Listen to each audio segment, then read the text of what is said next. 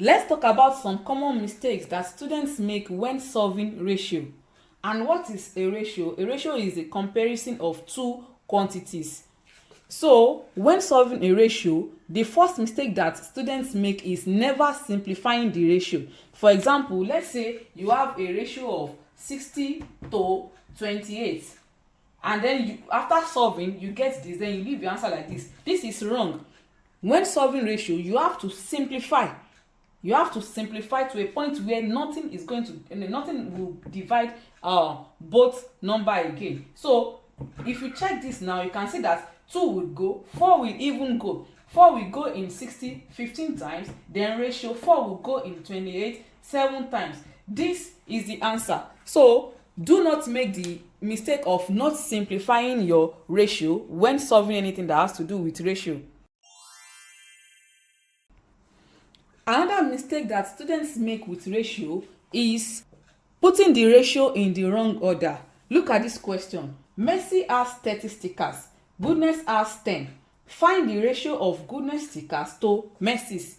Because Mercy's sticker came first does not mean that the ratio would be 30:10. This is wrong. The question says find the ratio of Goodness stickers to Mercy's. That means you will write Goodness sticker first. That will be 10. Then ratio Mercy sticker, that will be 30.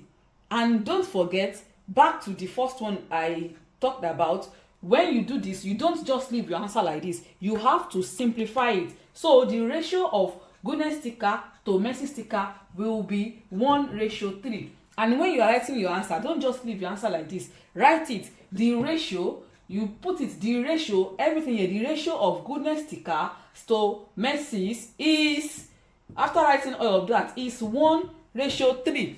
That is how to solve the question. If you just leave it like this, you will not get your complete mark. And don't make a mistake of placing the ratio in the wrong order. Read the question.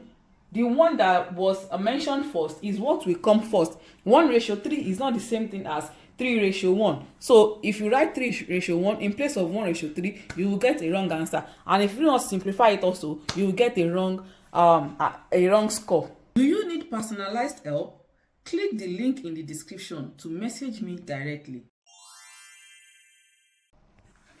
Another mistake that students make with ratio is answering in the wrong format.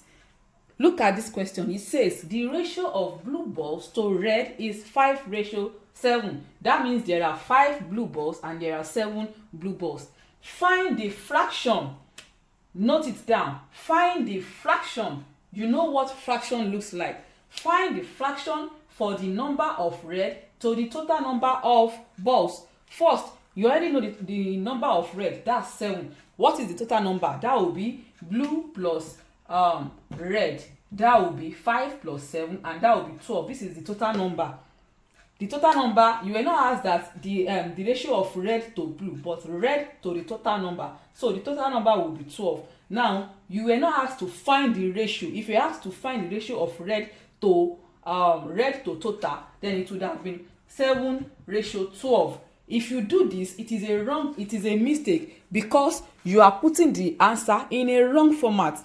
The question says find the fraction for the number of red balls to the total number. That means the total of the number of red balls over the total number, and this is what your answer will look like because we asked to find the fraction, not just the ratio. So, and make sure you check after writing it like this, can I still simplify? If you cannot simplify again, then leave it, but if you can simplify, then make sure you simplify further. That's it for today. If you learned something new, don't keep it to yourself. Like, share, and drop your answers or thoughts in the comments. Remember, math gets easier the more you see it and say it. See you in the next video.